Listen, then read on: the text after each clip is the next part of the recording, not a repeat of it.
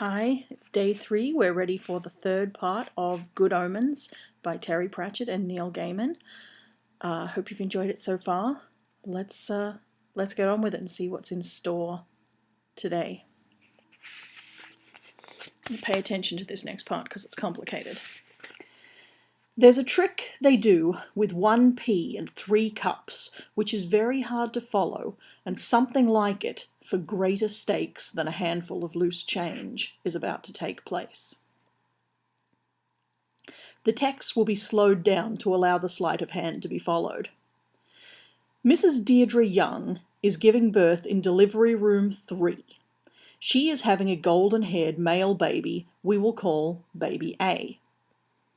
The wife of the American cultural attaché, Mrs. Harriet Dowling, is giving birth in delivery room 4.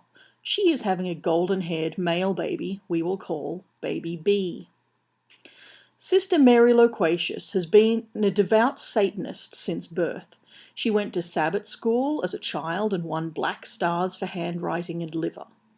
When she was told to join the Chattering Order, she went obediently, having a natural talent in that direction and, in any case, knowing that she would be among friends. She would be quite bright if she were ever put in a position to find out, but long ago found that being a scatterbrain, as she'd put it, gave you an easier journey through life. Currently, she is being handed a golden-haired male baby we will call the adversary, destroyer of kings, angel of the bottomless pit, great beast that is called dragon, prince of this world, father of lies, spawn of Satan, and lord of darkness. Watch carefully. Round and round they go. "Is that him?" said Sister Mary, staring at the baby. "Only I'd expected funny eyes, red or green, or teensy-weensy little hoofykins, or a little tail." She turned him around as she spoke. No horns either. The devil's child looked ominously normal. "Yes, that's him," said Crowley. "Fancy me holding the Antichrist," said Sister Mary, "and bathing the Antichrist, and counting his little toesy-woesies." She was now addressing the child directly, lost in some world of her own. Crowley waved a hand in front of her wimple. "Hello, hello, Sister Mary?" "Sorry, sir. He is a little sweetheart, though. Does he look like his daddy? I bet he does. Does he look like his daddy Waddykins?" "No," said Crowley firmly. "And now I should get up to the delivery rooms if I were you." "Will he remember me when he grows up, do you think?" said Sister Mary wistfully, sidling slowly down the corridor. "Pray that he doesn't," said Crowley, and fled. Sister Mary headed through the nighttime hospital with the adversary, destroyer of kings, angel of the bottomless pit, great beast that is called dragon, prince of this world, father of lies, spawn of Satan, and lord of darkness, safely in her arms. She found a bassinet and laid him down in it. He gurgled. She gave him a tickle. A matronly head around the door. It said, "Sister Mary, what are you doing here? Shouldn't you be on duty in room 4? Mr. Crowley said, "Just glide along, there's a good nun. Have you seen the husband anywhere? He's not in the waiting room." "I've only seen Mr. Crowley, and he told me—" "I'm sure he did," said Sister Grace Voluble firmly. "I suppose I'd better go and look for the wretched man. Come in and keep an eye on her, will you? She's a bit woozy, but the baby's fine." Sister Grace paused. "Why are you winking? Is there something wrong with your eye?" "You know," Sister Mary hissed archly. "The babies! The exchange!" Of course, in good time. But we can't have the father wandering around, can we?" said Sister Grace. "No telling what he might see. So just wait here and mind the baby, there's a dear." She sailed off down the polished corridor. Sister Mary, wheeling her bassinet, entered the delivery room. Mrs. Young was more than woozy. She was fast asleep, with the look of determined self-satisfaction of someone who knows that other people are going to have to do the running around for once. Baby A was asleep beside her, weighed and name-tagged. Sister Mary, who had been brought up to be helpful, removed the name tag, copied it out, attached the duplicate to the baby in her care. The babies looked similar, both being small, blotchy, and looking sort of, though not really, like Winston Churchill. Now, thought Sister Mary, I could do with a nice cup of tea. Most of the members of the convent were old-fashioned Satanists, like their parents and grandparents before them. They'd been brought up to it and weren't, when you got right down to it, particularly evil. Human beings mostly aren't. They just get carried away by new ideas, like dressing up in jackboots and shooting people, or dressing up in white sheets and lynching people, or dressing up in tie-dye jeans and playing guitars at people. Offer people a new creed with a costume and their hearts and minds will follow. Anyway, being brought up as a Satanist tended to take the edge off it. It was something you did on Saturday nights, and the rest of the time you simply got on with life as best you could, just like everyone else. Besides, Sister Mary was a nurse, and nurses, whatever their creed, are primarily nurses, which had a lot to do with wearing your watch upside down, keeping calm in emergencies, and dying for a cup of tea. She hoped someone would come soon. She'd done the important bit, now she wanted her tea.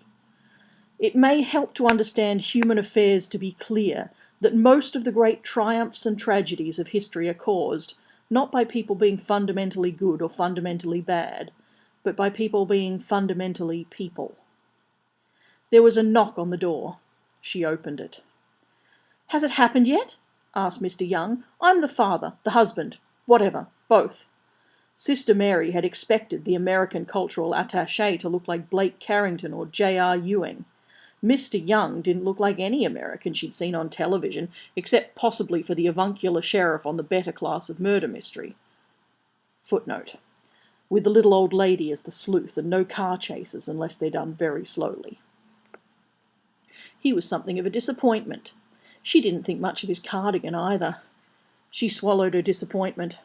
"Oh, yes," she said. "Congratulations. Your lady wife's asleep, poor pet." Mr. Young looked over her shoulder. "Twins?" he said. He reached for his pipe. He stopped reaching for his pipe. He reached for it again. "Twins? No one said anything about twins." "Oh, no," said Sister Mary hurriedly. "This one's yours. The other one's, someone else's.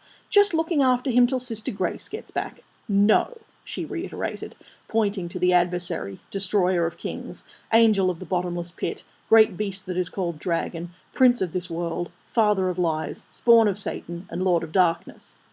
"This one's definitely yours, from the top of his head to the tips of his little hoofy-woofies, which he hasn't got," she added hastily. Mr. Young peered down. "Ah, yes," he said doubtfully. "He looks like my side of the family. All, present and correct, is he?" "Oh, yes," said Sister Mary. "He's a very normal child," she added. "Very, very normal." There was a pause. They stared at the sleeping baby. "You don't have much of an accent," said Sister Mary. "Have you been over here long?" "About 10 years," said Mr. Young, mildly puzzled. "The job moved, you see, and I had to move with it." "It must be a very exciting job, I've always thought," said Sister Mary. Mr. Young looked gratified. Not everyone appreciated the more stimulating aspects of cost accountancy. "I expect it was very different where you were before," Sister Mary went on. "I suppose so," said Mr. Young, who'd never really thought about it. Lutton, as far as he could remember, was pretty much like Tadfield. The same sort of hedges between your house and the railway station, the same sort of people. "Taller buildings, for one thing," said Sister Mary, desperately. Mr. Young stared at her. The only one he could think of was the Alliance and Leicester offices. "And I expect you go to a lot of garden parties," said the nun. Ah, he was on firmer ground here. Deirdre was very keen on that sort of thing. "Lots," he said, with feeling. "Deirdre makes jam for them, you know, and I normally have to help with the white elephant." This was an aspect of Buckingham Palace society that had never occurred to Sister Mary, although the pachyderm fitted right in. "I expect their tribute," she said. "I read where these foreign potentates give her all sorts of things." "I'm sorry?" "I'm a big fan of the royal family, you know." "Oh, so am I," said Mr. Young, leaping gratefully onto this new ice flow in the bewildering stream of consciousness. Yes, you knew where you were with the royals. The proper ones, of course, who pulled their weight in the hand-waving and bridge-opening department, not the ones who went to discos all night long and were sick all over the paparazzi. Footnote. It's possibly worth mentioning at this point that Mr. Young thought that paparazzi was a kind of Italian linoleum. "That's nice," said Sister Mary. "I thought you people weren't too keen on them, what with the revoluting and throwing all those tea sets in the river." She chatted on, encouraged by the order's instructions that members should always say what was on their minds. Mr. Young was out of his depth, and too tired now to worry about very much. The religious life probably made people a little odd. He wished Mrs. Young would wake up. Then one of the words in Sister Mary's wittering struck a hopeful chord in his mind. "Would there be any possibility of me being able to have a cup of tea, perhaps?" he ventured. "Oh my," said Sister Mary, her hand flying to her mouth. "Whatever am I thinking of?" Mr. Young made no comment. "I'll see to it right away," she said. "Are you sure you don't want coffee, though? There's one of those vendible machines on the next floor." "Tea, please," said Mr. Young. "My word, you have gone native, haven't you?" said Sister Mary gaily as she bustled out. Mr. Young, left alone with one sleeping wife and two sleeping babies, sagged onto a chair. Yes, it must be all that getting up early and kneeling and so on. Good people, of course, but not entirely compost mentis. He'd seen a Ken Russell film once. There had been nuns in it. There didn't seem to be any of that sort going on, but no smoke without fire and so on.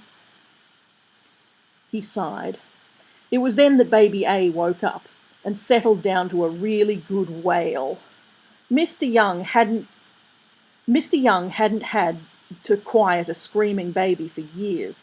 He'd never been much good at it to start with. He always respected Sir Winston Churchill, and patting small versions of him on the bottom had always seemed ungracious. "Welcome to the world," he said wearily. "You get used to it after a while." The baby shut its mouth and glared at him as if he were a recalcitrant general. Sister Mary chose that moment to come in with the tea. Satanist or not, she'd also found a plate and arranged some ice biscuits on it. They were the sort you only ever get at the bottom of a certain tea-time assortments. Mr. Young's was the same pink as a surgical appliance, and had a snowman picked out in white icing. "I don't expect you normally have these," she said. "They're what you call cookies. We call them biscuits." Mr. Young had just opened his mouth to explain that yes, so did he, and so did people in Lutton, and then another nun rushed in, breathless. She looked at Sister Mary, realised that Mr. Young had never seen the inside of a pentagram, and confined herself to pointing at baby A and winking. Sister Mary nodded and winked back. The nun wheeled the baby out. As methods of human communication go, a wink is quite versatile. You can say a lot with a wink. For example, the new nun's wink had said, "Where the hell have you been? Baby B has been born. We're ready to make the switch, and here's you in the wrong room with the adversary, destroyer of kings, angel of the bottomless pit, great beast that is called dragon, prince of this world, father of lies, spawn of Satan, and lord of darkness, drinking tea. Do you realize I've nearly been shot?"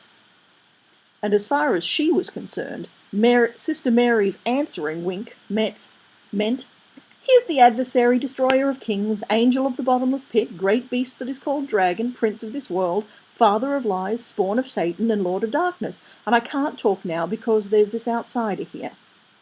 Whereas Sister Mary, on the other hand, had thought that the orderly's wink was more along the lines of, "Well done, Sister Mary, switched over the babies all by yourself. Now indicate to me the superfluous child, and I shall remove it and let you get on with your tea with His Royal Excellency, the American culture." And therefore her own wink had meant, "There you go, dearie, that's baby B. Now take him away and leave me to chat with His Excellency. I've always wanted to ask him why they have all those tall buildings with all the mirrors on them." The subtleties of all this were quite lost on Mr. Young, who was extremely embarrassed at all this clandestine affection, and was thinking, "That Mr. Russell, he knew what he was talking about, no mistake." Sister Mary's error might have been noticed by the other nun, had not she herself been severely rattled by the Secret Service men in Mrs. Dowling's room, who kept looking at her with growing unease. This was because they had been trained to react in a certain way to people in long flowing robes and long flowing headdresses, and were currently suffering from a conflict of signals. Humans suffering from a conflict of signals weren't the best people to be holding guns, especially when they've just witnessed a natural childbirth, which definitely looked like an un-American way to bring new citizens into the world. Also, they'd heard that there were missiles in the building. Mrs. Young stirred. "Have you picked a name for him yet?" said Sister Mary archly. Said Mr. Young. "Oh, no, not really. If it was a girl, it would have been Lucinda after my mother, or Germaine. That was Deirdre's choice." "Wormwood's a nice name," said the nun, remembering her classics. "Or Damien. Damien's very popular." We have little drawings for the start of the next section. Anathema device. Her mother, who was not a great student of religious matters, happened to read the word one day and thought it was a lovely name for a girl, was 8.5 years old, and she was reading the book under the bedclothes with a torch. Other children learned to read on basic primers with coloured pictures of apples, balls, cockroaches, and so forth. Not the device family. Anathema had learned to read from the book. It didn't have any apples and balls in it. It did have a rather good 18th century woodcut of Agnes Nutter being burned at the stake and looking rather cheerful about it. The first word she could recognise was nice. Very few people at the age of 8.5 know that nice also means scrupulously exact, but anathema was one of them. The second word was accurate. The first sentence she had ever read out aloud was, "I tell ye this, and I charge ye with my words.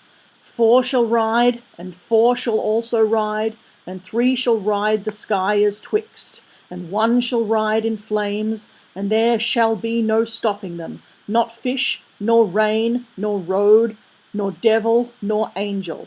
And ye shall be there also, anathema."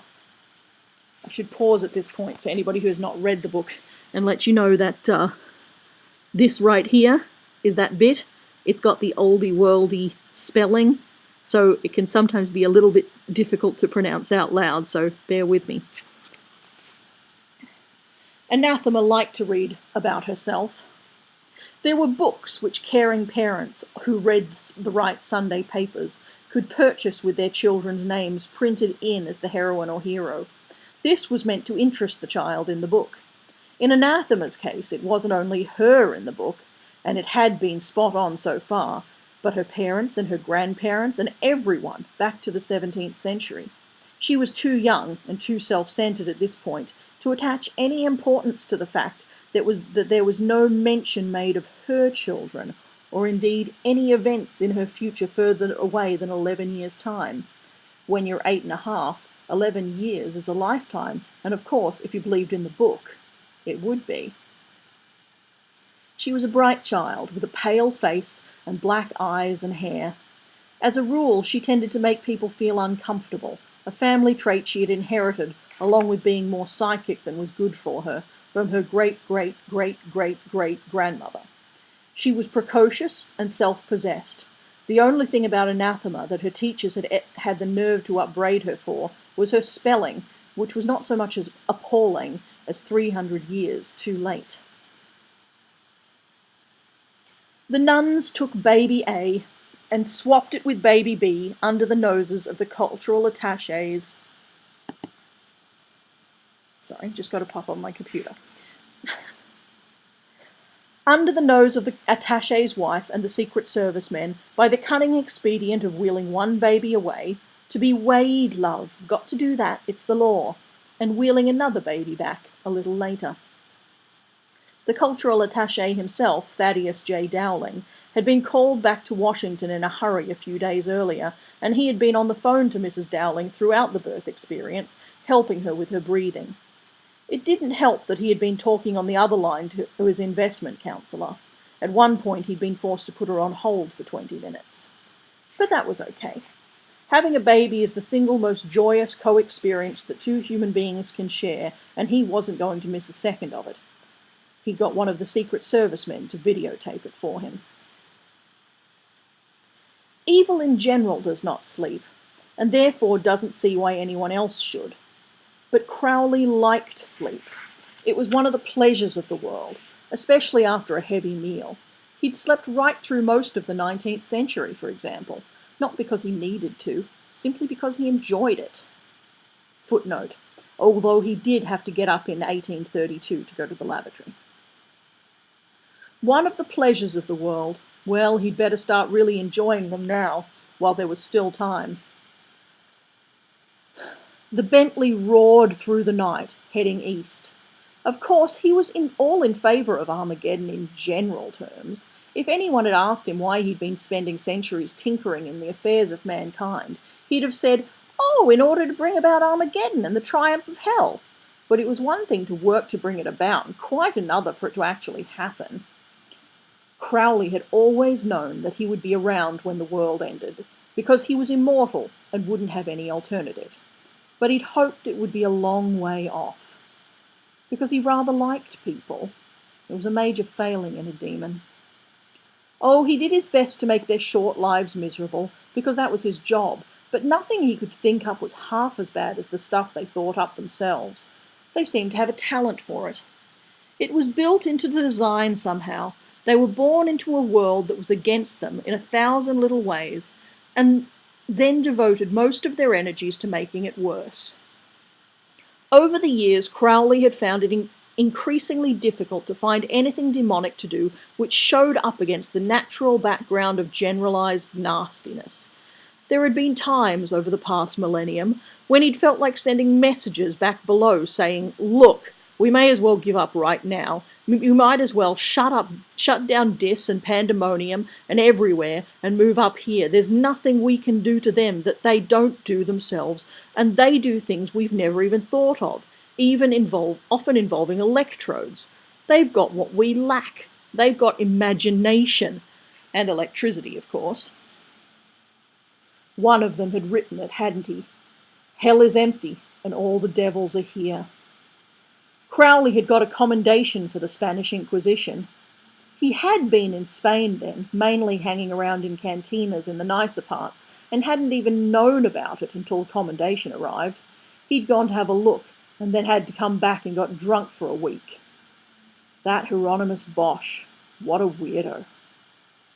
And just when you'd think they were more malignant than hell could ever be, they would occasionally show more grace than heaven ever dreamed of. Often the same individual was involved. It was all this free will thing, of course. It was a bugger. Aziraphale had tried to explain it to him once. The whole point, he'd said, this was somewhere around 1020, when they'd first reached their little agreement. The whole point was that when a human was good or bad, it was because they wanted to be. Whereas people like Crowley, and of course himself, were set in their ways right from the start. People couldn't be truly holy, he said, unless they also had the opportunity to be definitively wicked. Crowley had thought about this for some time, and around 1023 had said, "Hang on, that only works, right, if you start everyone off equal, okay? You can't start someone off in a muddy shack in the middle of a war zone and expect them to do as well as someone born in a castle." "Ah," Aziraphale had said, "that's the good bit. The lower you start, the more opportunities you have." Crowley had said, "That's lunatic." "No," said Aziraphale, "it's ineffable." Aziraphale, the enemy, of course, but an enemy for 6,000 years now, which made him a sort of a friend.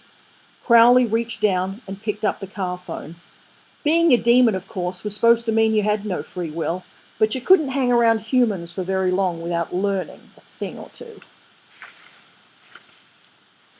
That is the end of section 3. Hope you're enjoying it so far. And I'll see you tomorrow.